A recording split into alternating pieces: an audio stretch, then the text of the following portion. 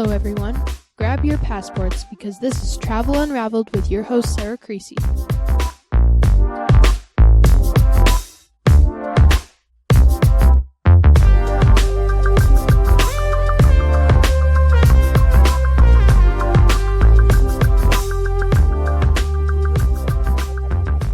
Today we are talking about traveling to Peru. Each podcast will be separated into two segments, planning and what to take into consideration during your trip. Planning includes costs, conditions, and conundrums, and during your trip includes captivations, culture, and cuisine. So the first place I want to travel to when I'm older is Peru, and specifically Machu Picchu. It probably has something to do with all the llamas roaming around.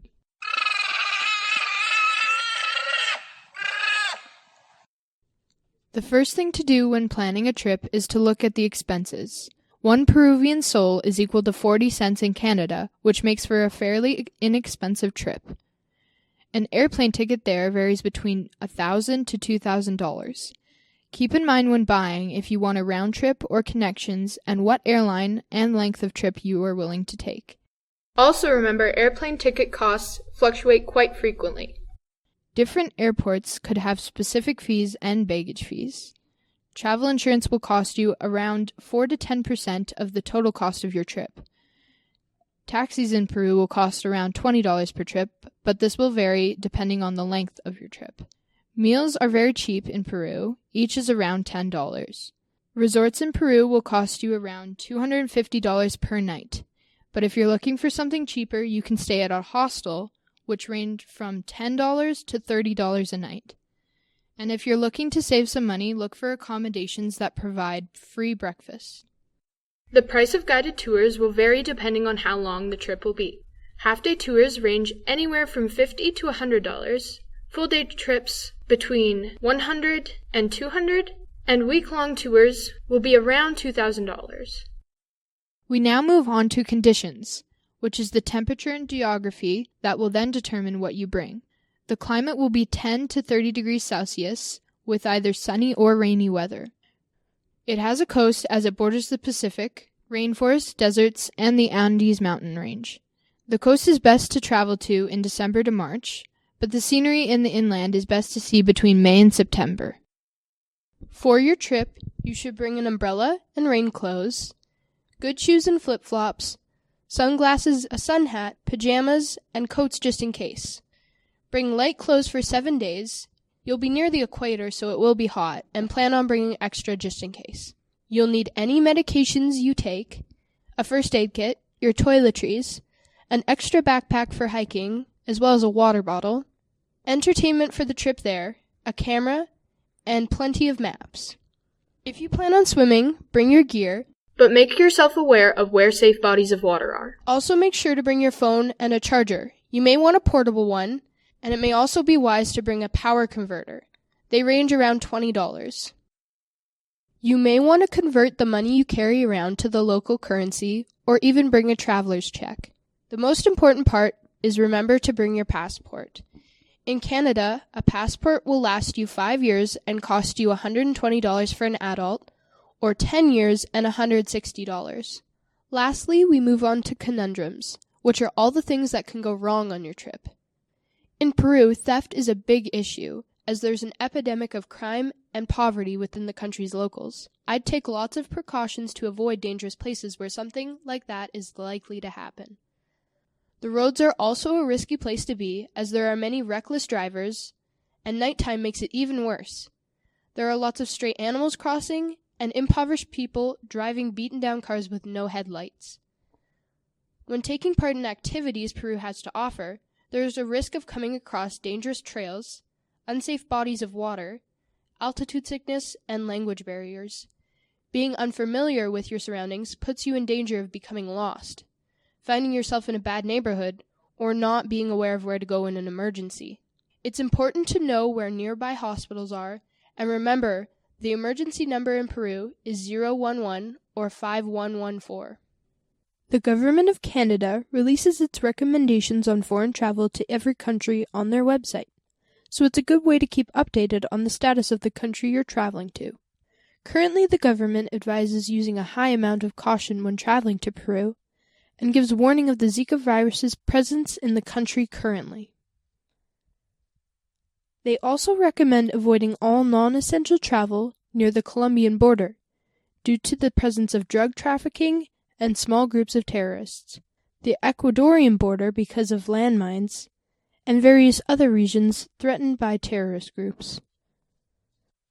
A flood warning for the city of Piura was just recently lifted, so the site will also keep you updated on any risk of natural disasters.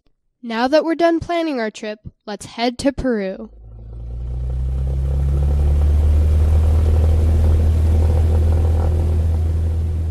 The first thing to consider on your trip is what to do in Peru.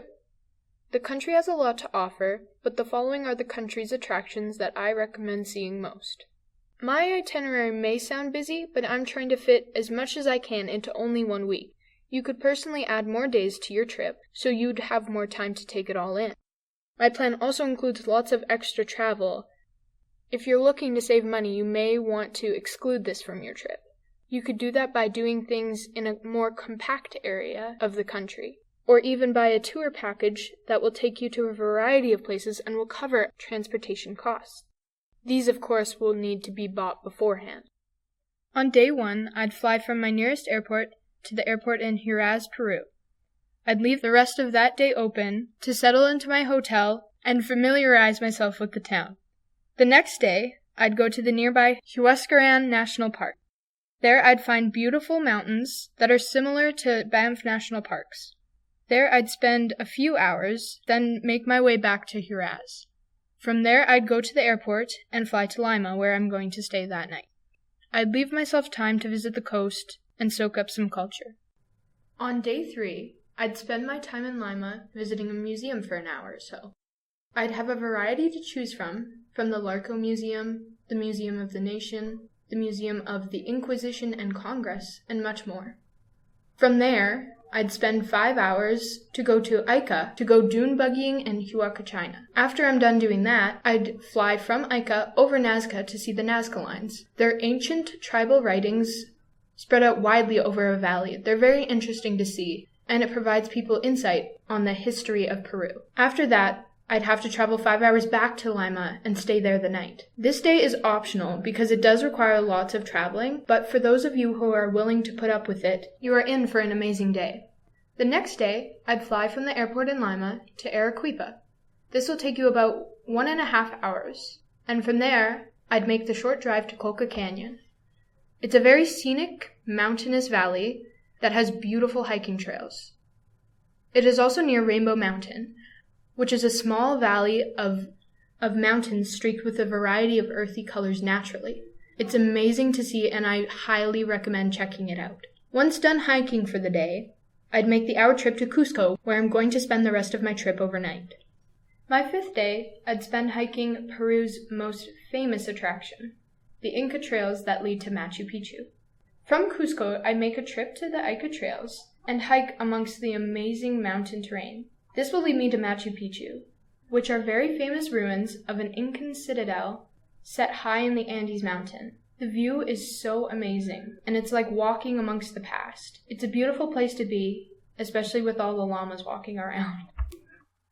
For my last day in Cusco, I take a half-day tour to see a citadel just outside of Cusco called Sacsayhuaman. The next half of the day, I'd spend taking a tour to go see another nearby town called Meraz, which is famous for its salt mines, and also Marais, which is close to that as well.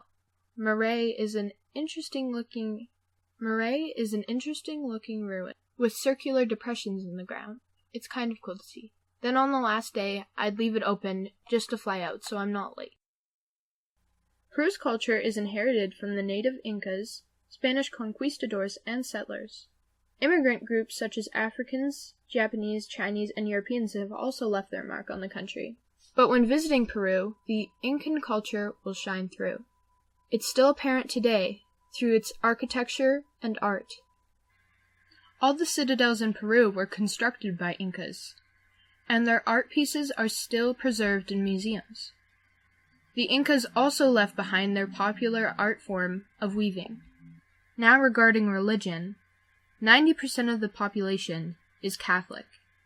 When Spain conquered Peru, they converted the indigenous peoples to Christianity and pushed the Spanish language as well on the country. Spanish is now their official language, but Quechua and Aymara are still recognized languages. Peru's favorite sport is soccer, and they value music and dance. They have a variety of folk dances, and their music is famously known for its woodwind instruments. Lastly, the clothing Peruvians wear is becoming westernized, but traditional clothing would include skirts called poleras for the girls. They'd be worn at festivals, and the trim would be made of poito.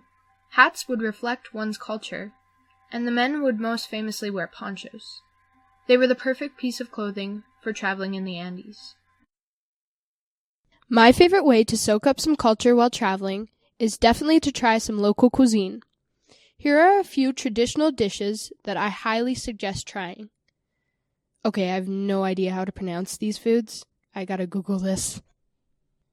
Causa is a dish containing avocados and potatoes, which ties back to Peru's agricultural history. Peru is the origin of potatoes and produce over 3,000 varieties. Loma saltado is a stir-fry dish popular with the Chinese population in Peru. Antichuchos are skewers dating back to the 16th century. Ceviche is raw fish cured in citrus juices and spiced in ají, or chili peppers. There are records of ceviche being eaten 2,000 years ago. If you're feeling a bit more adventurous, you can try alpaca meat or a dish called cuy, which is roasted guinea pig. I hope I was able to provide some insight on traveling to Peru. Join me in 2 weeks to hear my next episode. This has been Travel Unraveled with your host, Sarah Creasy.